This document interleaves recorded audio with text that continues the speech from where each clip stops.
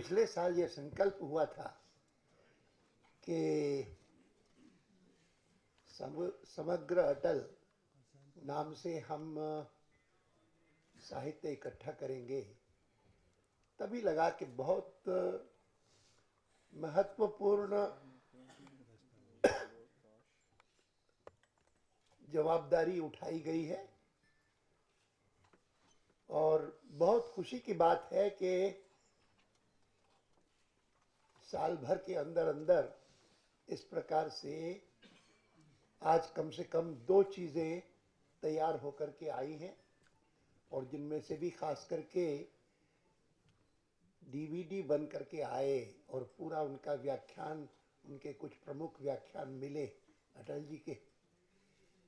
ये सब लोगों के लिए जिन्होंने उनको न भी सुना हो उनके लिए भी बहुत महत्वपूर्ण होगा।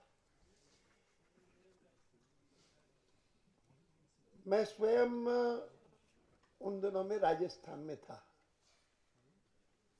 जब अटल जी वहाँ पर प्रवास के लिए आए थे और उस प्रवास में मेरा दायित्व था उनके साथ साथ पूरे राजस्थान का भ्रमण करना, जिन जिन स्थानों पर जाना था।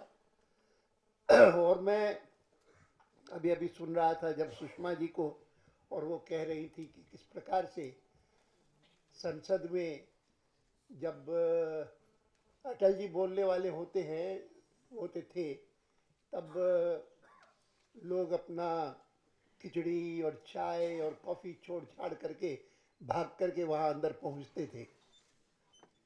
मैंने अटल जी तो संसद में लोकसभा में आए 57 में, दूसरी लोकसभा में। मैंने पहली लोकसभा भी देखी थी पत्रकार के नाते, कभी कभी जाता था। उस समय मैं ज़्यादा समय तो राजस्थान में ही था, लेकिन दिल्ली कई बार आना होता था और आना होता था तो मैं लोकसभा देखने के जाता था।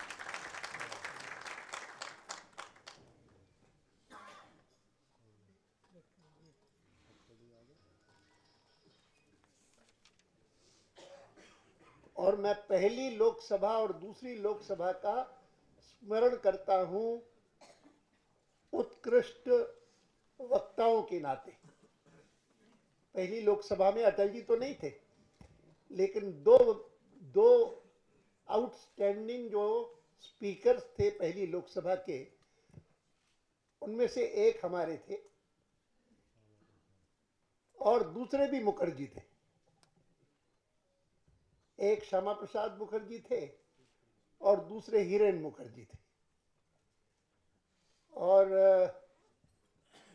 दोनों ही ऐसे थे कि जिनके लिए ऐसी दौड़ धूप होती थी जैसी दूसरी लोकसभा में अटल जी के लिए होती थी। और मैं अगर वो, जैसे मैंने 2 नाम लिए पहले के में, अगर मैं दूसरी लोकसभा के 2 नाम लूं कि जिनको मैं मानूंगा कि उत्कृष्ट वक्ता थे, आउटस्टैंडिंग स्पीकर, तो एक श्री अटल बिहारी वाजपेयी जी का नाम लूंगा और एक मैं प्रकाशवीर शास्त्री का नाम लूंगा। पहले ये बात अलग है कि पहली लोकसभा में दोनों जो वक्ता थे वो दोनों अंग्रेजी के वक्ता थे और दूसरी लोकसभा में जो 2 आउटस्टैंडिंग वक्ता थे वो दोनों हिंदी के थे। ये बात अलग है कि फ्लुएंसी के नाते वाजपेयी जी अंग्रेजी में बोले या डॉक्टर मुखर्जी हिंदी में बोले तो फ्लुएंसी तो वैसी होती, लेकिन जिस प्रकार का एक छाप बैठती थी हिंदी के उनके भाषण की या डॉक्टर मुखर्जी के अंग्रेजी के भाषण की, हिंदी का जो उनका लहजा था वो भी बहुत ही अच्छा लगता था, प्रिय लगता था। मेरे उनके साथ घूमने से सुषमा जी कह रही थी कि लोग लालायित रहते थे उनको सुनने के लिए, दौड़ते थे, भागते थे, या बहुत सारे लोग उनका पेट नहीं भरता था। शायद सुषमा जी उनमें से एक होगी, पेट नहीं भरता होगा, लेकिन मेरे लिए तो उसका परिणाम था एक कॉम्प्लेक्स डेवलप करने का जो कि मैंने कई जगह पर कहा भी कि मैं अटल जी के साथ वो एक प्रवास जो था राजस्थान का पूरा घूमने का, और तब मुझे समझ में आया कि राजनीति में अच्छा वक्ता होना कितना महत्वपूर्ण है। और मुझे लगता था कि मैं कुछ थोड़ा बहुत पत्रकार के नाते लिख सकता हूँ, बोलना मुझे नहीं आता है। और यहाँ तक कि जब एक समय आया 1973 में 72 में, जब अटल जी ने आग्रह पूर्वक कहा कि मुझे अब 3 साल हो गए, 4 साल हो गए, उन दिनों में 2-2 साल का टर्म नहीं होता था, उन दिनों में 1-1 साल का टर्म होता था जनसंघ में। तो उन्होंने कहा कि इस बार तो मैं नहीं बनूंगा, तुमको बनना है। मैंने कहा मैं नहीं बन सकता क्योंकि मुझे बोलने नहीं आता, मैं बोल नहीं सकता। तो उन्होंने कहा कि तुम राज्यसभा में हो, बोलते हो वहां पर। मैंने कहा राज्यसभा में बोलना एक चीज है, सार्वजनिक सभा में बोलना, 10,000 लोगों के सामने बोलना, इसमें जमीन आसमान का अंतर है। वो मेरे बस की बात नहीं। और ये जो कॉम्प्लेक्स डेवलप हुआ उसके कारण मैंने नहीं न केवल इनकार किया उनको, लेकिन हम चक्कर काटते रहे इधर उधर, कई नाम सोच करके, और उनके पास जाकर के मनाने की कोशिश करके कर ले, अटल जी मैं दोनों, और कभी कभी जगन्नाथ राव जोशी को भी साथ ले लिया। और जगन्नाथ राव जोशी ने कहा कि काय के लिए जा रहे, तो कहा कि उनको अध्यक्ष बनाना चाहते। तो उन्होंने कहा मुझे क्यों नहीं बनाते हो। उनकी प्रकृति थी वो। लेकिन और अब सुषमा जी का उल्लेख किया मैंने, और सुषमा जी को आपने अभी भी सुना भी। मैंने उनको भी 2 बार कहा है, मैंने कहा कि तुम भी मेरे मन में कॉम्प्लेक्स डेवलप करती हो।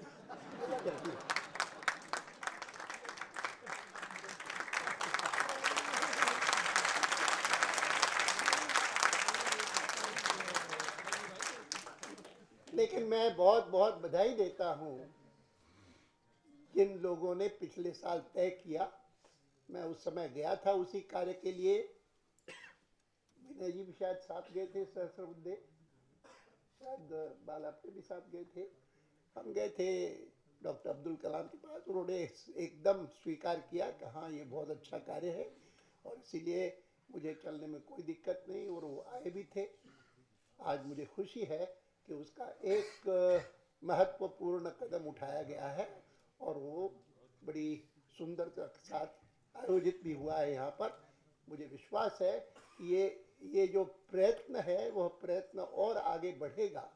और कुल मिलाकर के वाजपेयी जी ने इतने साल तक जो कुछ कार्य किया, और उसका एक समग्र रूप एक प्रकार से पूरी की पूरी, पूरा का पूरा पुस्तकालय बन सकता है, डीवीडीज का, सीडीज का, और इसका इन सारी पुस्तकों का।